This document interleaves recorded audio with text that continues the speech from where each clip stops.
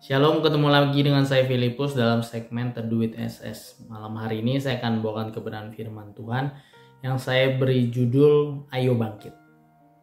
Kita baru saja merayakan hari Paskah, di mana diawali dari Jumat Agung pada hari Jumat, lalu hari Sabtu, dan pada hari yang ketiga Yesus bangkit dari antara orang mati yang diperingati sebagai Paskah. Bahasa Inggrisnya Easter, ada juga yang menyebut Passover. Tetapi yang menjadi poin penting dari perayaan tersebut adalah bangkit, di mana Yesus bangkit dari antara orang mati. Kita sebagai umat Kristiani, sebagai umat yang percaya kepada Tuhan Yesus Kristus, kita juga harus sama seperti Yesus. Kita harus bangkit. Lantas, kita harus bangkit seperti apa yang harus kita lakukan sebagai umat Kristiani? Ada 3 poin yang saya mau bahas pada malam hari ini. Yang pertama adalah kita sebagai anak Tuhan harus bangkit dari masa lalu. Beberapa orang atau hampir semua orang pasti mempunyai masa lalu yang kurang baik. Baik itu mungkin dia pernah melakukan perbuatan dosa, atau dulu dia tidak sungguh-sungguh dalam mengiring Tuhan, maupun hal-hal lainnya yang mengikat dirinya. Perbuatan-perbuatan yang mengikat yang susah untuk dilepas. Seperti misalnya kalau ada orang yang kecanduan narkoba, lalu ya sulit untuk dilepas kebiasaan-kebiasaan buruk, kebiasaan-kebiasaan yang tidak berkenan di hadapan Tuhan. Nah, di saat orang tersebut sudah bertobat dan berusaha bangkit dari masa lalu, berusaha move on, berusaha hidup baru, hidup yang lebih baik, lebih layak berkenan di hadapan Tuhan, pasti iblis sering melemahkan kita, berbisik kepada kita. Seperti contoh dengan kata-kata kamu itu nggak layak, kamu itu pendosa. Atau misalnya setiap dosa-dosa yang dahulu kala itu akan disebutin sama iblis. Jadi misalnya orang yang sebelum bertobat itu dia pembunuh, maka iblis akan berbisik, kamu itu pembunuh, kamu percuma aja bertobat, Tuhan nggak akan mengampuni kamu. Dan berbagai perkataan-perkataan lainnya yang itu secara tidak langsung pasti akan melemahkan iman kita. Di saat kita berusaha untuk berubah dan mau bertobat, itu akan membuat kita goyah dan iman kita akan melemah. Kita sebagai anak Tuhan harus komitmen untuk berusaha bangkit dari masa lalu. Karena 2 Korintus 5 ayat 17 berkata, siapa yang ada di dalam Kristus, ia adalah ciptaan baru, yang lama sudah berlalu, sesungguhnya yang baru sudah datang.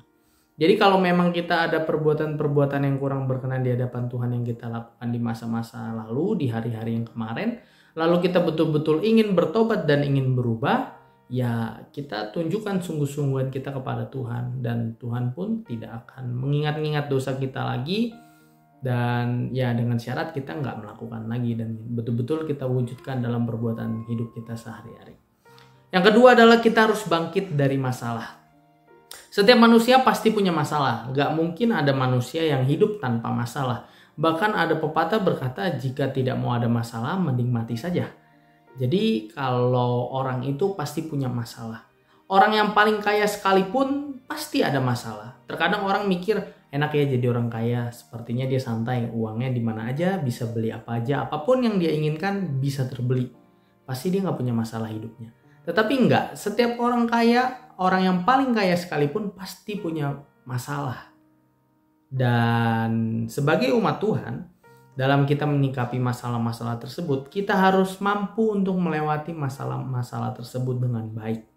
Karena apa? Karena lewat permasalahan yang terjadi dan kita lalui, pasti ada suatu pembelajaran atau hikmah atau pengalaman yang bisa kita pergunakan di kehidupan kita ke depannya. Jadi lewat masalah yang sudah kita lalui, kita bisa ambil pelajarannya, kita ambil pengalamannya. Kedepannya kalau dapat masalah yang serupa, kita bisa melaluinya kembali. Jangan sampai saat ada masalah justru kita malah kendor. Kita malah jauh dari Tuhan, atau mungkin kita komplain kepada Tuhan, kita marah kepada Tuhan, bersungut-sungut. Itu tidak boleh kita lakukan. Karena Yakobus 1 ayat 12 berkata, berbahagialah orang yang bertahan dalam pencobaan, sebab apabila ia sudah tahan uji, ia akan menerima mahkota kehidupan yang dijanjikan Allah kepada barang siapa yang mengasihinya. Jadi kita harus berbahagia kalau kita bisa bertahan, supaya kita tahan uji dan kita bisa menerima mahkota kehidupan yang dijanjikan Allah kepada kita. Jadi poin yang nomor 2 adalah bangkit dari masalah. Jangan sampai masalah itu malah ngebuat kita down dan jauh daripada Tuhan. Poin yang ketiga atau yang terakhir adalah bangkit dari kegagalan. Dalam lika-liku kehidupan itu tidak semuanya berjalan dengan mulus. Setiap apapun keputusan yang kita ambil, nggak semuanya berhasil, nggak semuanya sukses, nggak semuanya berjalan sesuai apa yang kita rencanakan atau yang kita inginkan. Tentu akan ada kegagalan-kegagalan yang terjadi. Oleh sebab itu, kita juga harus berusaha untuk bisa bangkit dari kegagalan. Amsal 24 ayat 16 berkata, sebab 7 kali orang benar jatuh, ia dapat bangun kembali. Tetapi orang fasik akan roboh dalam bencana. Jadi di sini berkata kalau 7 kali orang benar jatuh, ia tetap bisa bangun kembali. Begitu juga kalau kita melakukan hal-hal yang terjadi dalam kehidupan kita sehari-hari, lalu kita gagal, ya kita coba lagi. Kita coba terus, gagal coba terus. Kalau gagal kita bangkit lagi, kita evaluasi, kita perbarui menjadi lebih baik, sampai akhirnya menjadi berhasil, menjadi sukses. Dan balik lagi semuanya itu untuk kemuliaan nama Tuhan. Jadi demikianlah kebenaran firman Tuhan pada malam hari ini, mengajarkan kita untuk ayo bangkit. Jadi kita bangkit dari masa lalu, kita bangkit dari masalah, dan yang terakhir kita bangkit dari kegagalan. Biarlah kebenaran firman Tuhan pada malam hari ini menguatkan kita, supaya kita tidak terus terpuruk, tidak terus merasa di bawah, tidak terus ngedown, tidak terus-terusan merasa dunia tidak adil atau bersungut-sungut kepada Tuhan, tapi kita bisa bangkit. Seperti Tuhan Yesus yang bangkit dari antara orang mati, kita juga bisa bangkit untuk menjadi pribadi yang lebih layak, lebih berkenan di hadapan Tuhan. Terima kasih, selamat malam, selamat beristirahat, Tuhan Yesus memberkati kita semua.